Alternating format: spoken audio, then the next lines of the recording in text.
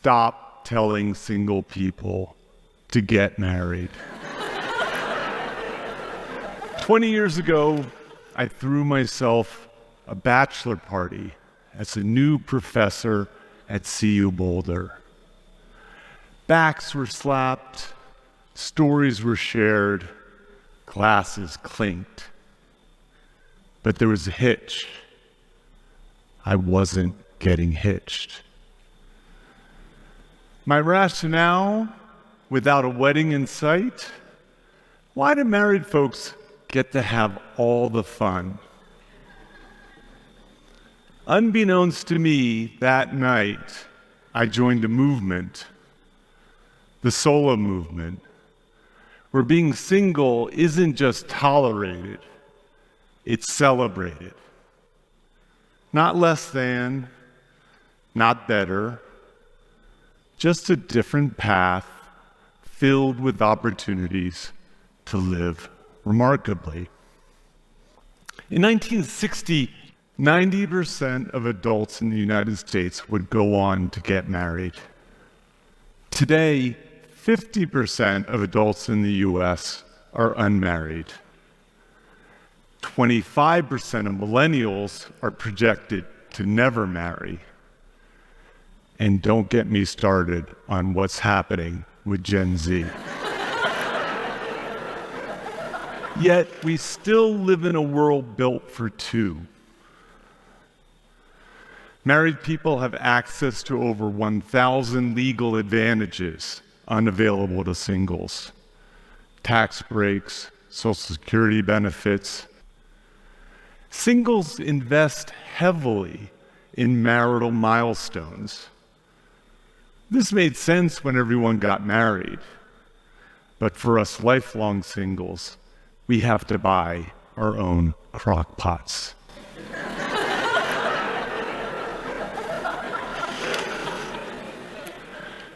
And then there's Aunt Sally, who keeps asking, so, is there anyone special? How many of us have an Aunt Sally? Lately, a chorus of media voices have traded Aunt Sally's question for a prescription: get married. You don't believe me? There's a book called Get Married. And it came out, of course, on Valentine's Day. The Get Married advocates like to point to data that show that married people report higher life satisfaction than single people. Their conclusion: get married and get happy. Your bonus, you get to save civilization.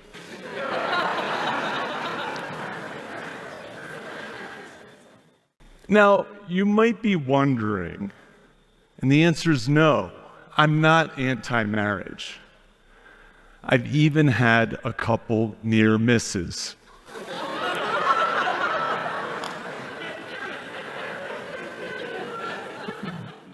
But I am against overprescribing marriage based on correlational data that the get married crowd is a little too wedded to.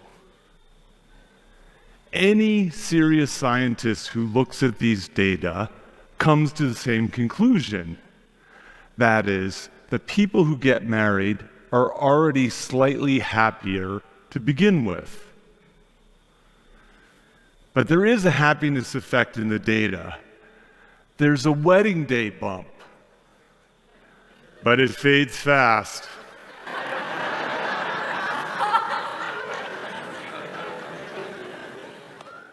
For $30K a pop, the average US wedding, at that cost, you can take 15 vacations without your in-laws.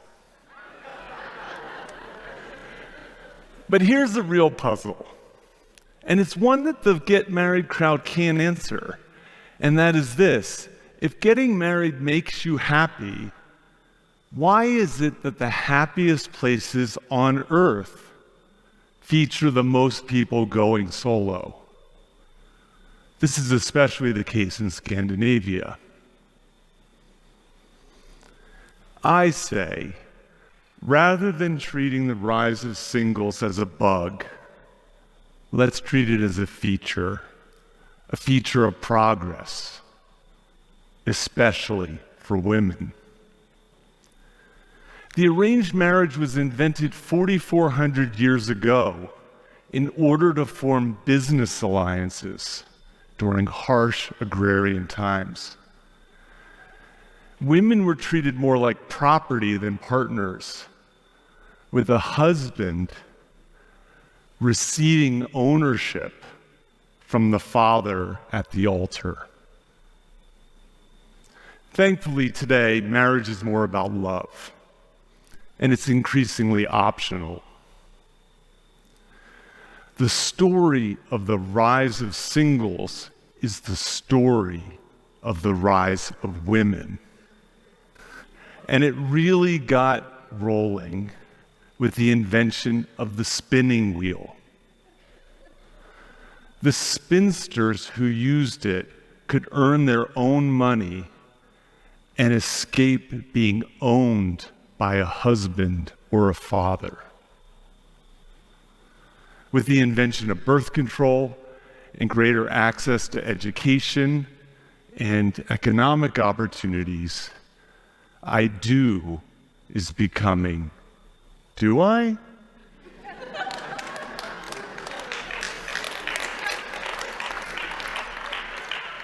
The spinsters of yesterday and the cat ladies of today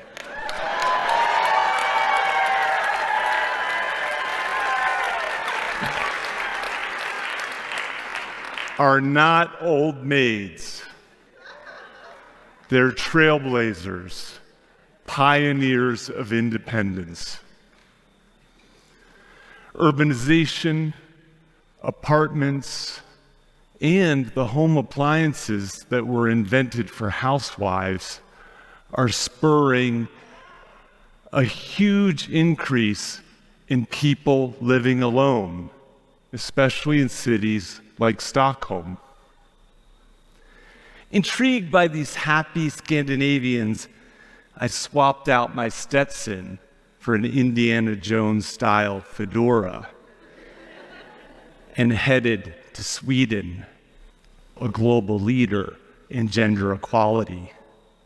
And I found lots of one-bedroom apartments filled with singles, some by choice, some by chance, but living rich, interconnected, remarkable lives. So let's dispense with the calls to get married. They're either already preaching to the choir or shouting into the wind. They're the someday singles. They're looking for their person, sometimes waiting hopelessly. The just may singles are open to possibilities, the hopeless romantics. But of single adults in the United States, half have other priorities. They're not looking for love or lust, whether for now or forever. And they're channeling their time and their energy and their intention into education, building businesses, creating art. For many singles, they live meaningful lives. Singles give more time. They're more likely to care for elderly parents and disabled friends, more so than their non-single counterparts. So what should we tell single people rather than get married? Let's start by expanding the concept of significant other. It originally included family and deep friendships, including family of choice. Indeed, science shows that social connections broadly predict life satisfaction. I've never put a ring on a finger, but I have significant others. They are my brothers and sisters in the solo community around the world. There's my brother from another mother, Darwin, who's taught me more about unconditional love than any lover has. And here tonight is my soul sister, Julie, who was at my bachelor party 20 years ago. I love you, Julie.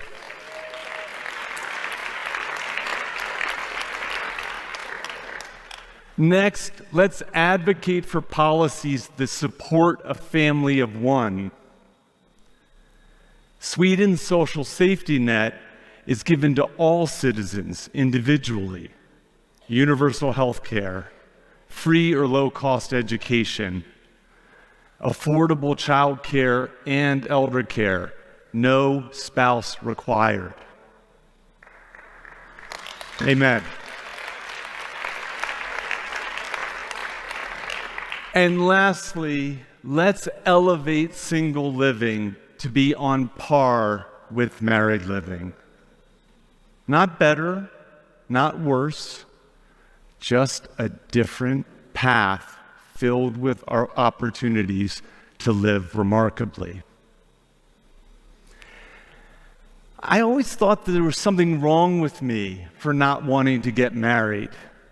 The prospect of it felt like I would be wearing an ill-fitting suit, or worse, a straitjacket. Now, don't get me wrong, I have plenty of problems. There's a lot of things wrong with me.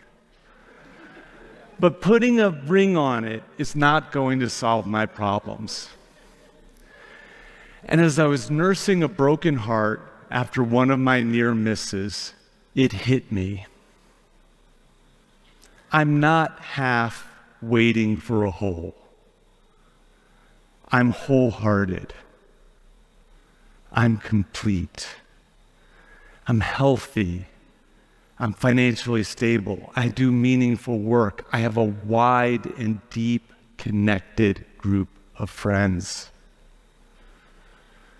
I feel wholehearted, and I hope you do too. In the end, there is no one remarkable life. There are remarkable lives. And no amount of pearl clutching or calls to get married are going to drag us back to the good old days, which, to be honest, weren't that good to begin with.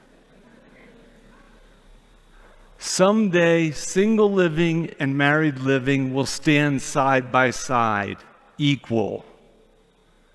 In the meantime, the solo movement has a big tent. Never married, divorced, separated, widowed, welcome.